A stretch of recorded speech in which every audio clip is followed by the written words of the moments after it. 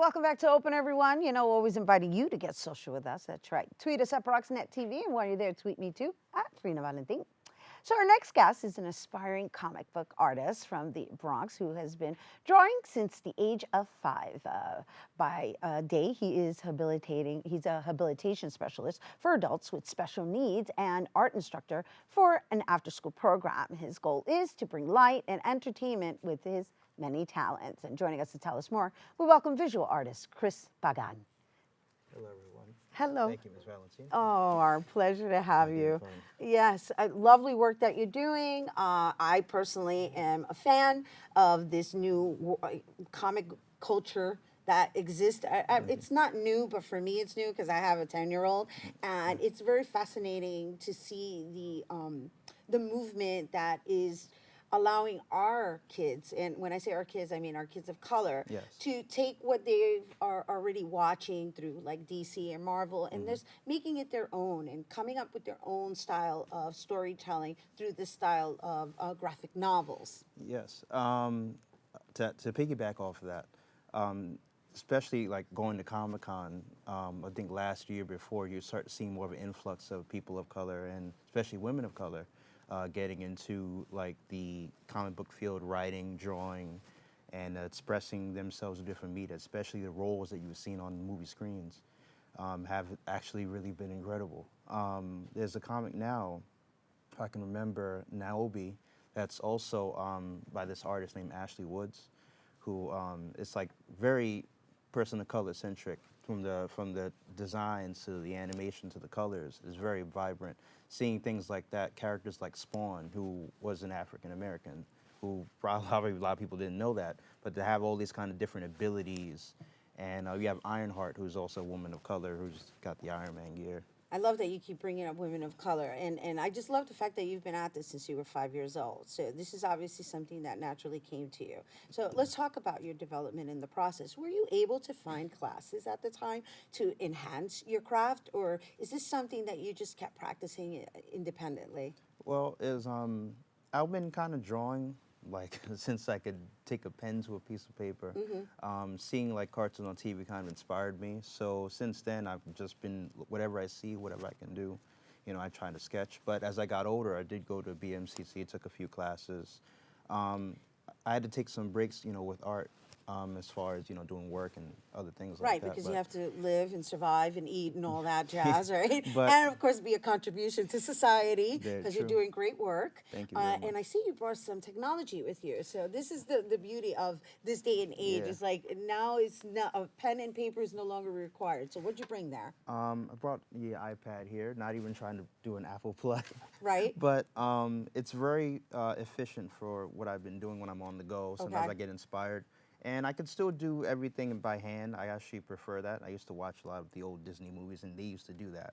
But now, since everything's digital, you get the colors and the richness and some of the things, it's kind of like I gotta go do it. So how long is it going to take you to draft something right Oh, now? well, it could be anything from really super detailed to something super quick. Well, it's going to have to be something super quick Oh, yeah. because we want to show Yeah. our audience, or you can keep working on it once this segment is over, and perhaps we can show it at the end of the show. Oh, yeah, sure. But I'm very fascinated by the fact that you now have this sketch pad that is on a digital device, and I'm assuming that as you're sketching it, you're able to just save it as if though it's a drawing that you drew, and as opposed to having to take a picture, it's right there already. Yeah, you can save it to like the cloud if you have, you know, the cloud access, or you can post it to your social media if you have, you know, any of those things like that, or you can even screenshot. It's been, like I said, very helpful for me on the go because you never really know, you know, who wants to see your work. So I just when want to and share why. with our audience that what they're looking at is the connection to what it is that he's drawing. So what you're seeing on screen is exactly what he is drawing. So if you're seeing lines present themselves, while you may not see him drawing it, they're presenting themselves as he's designing it. And he's doing such an amazing job moving really quickly so that we can get an idea of what's coming to life. And, you know, of course, I'm going with the queen. Yeah. Can't help myself, but I'm like, oh, who's coming up there? Yeah. And so I want to share with everyone why it was so important for you to be here with us on this Friday Open, because I got the impression that you really wanted to debut your work and your story here with us, and I found that to be very flattering. Yeah, yes, ma'am. I've seen some of the work that you've done with other artists and other, people on here trying to get their connection. Your show is a very vibrant, fun atmosphere. You're definitely not afraid to hit the hard questions, which I love. And on top of that, I just like the energy and vibrancy that you seem to bring. So I had to come on this show and try to see what you guys can do. And of course, I can't beat having a bunch of people check me out.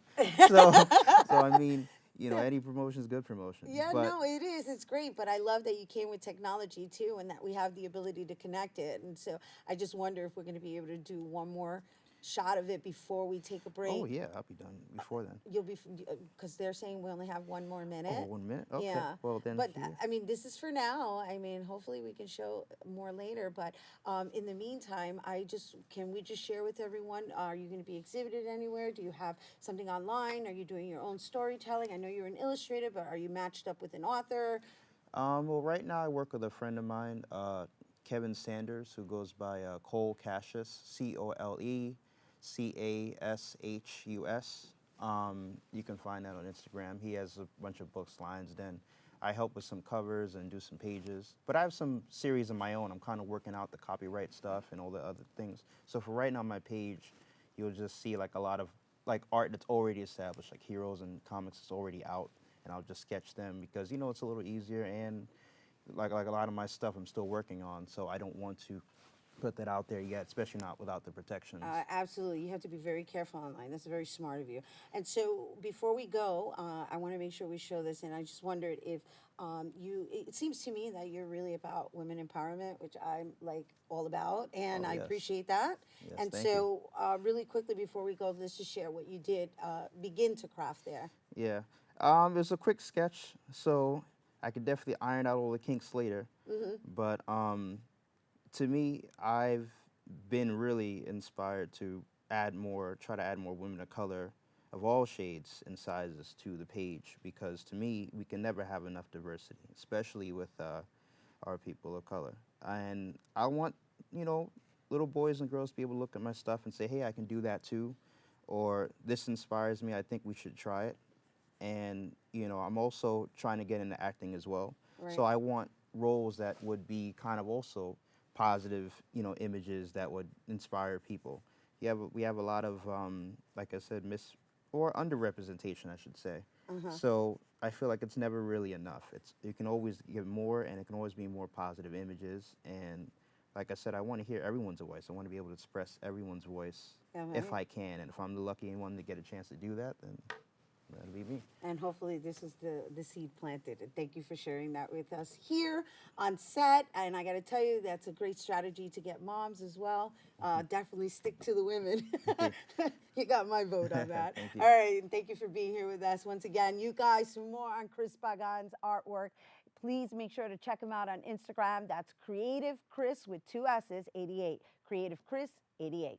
All right, we're taking a quick break, but coming up, we'll hear about a crowdfunding campaign that's going to benefit kids throughout the year. Don't go anywhere.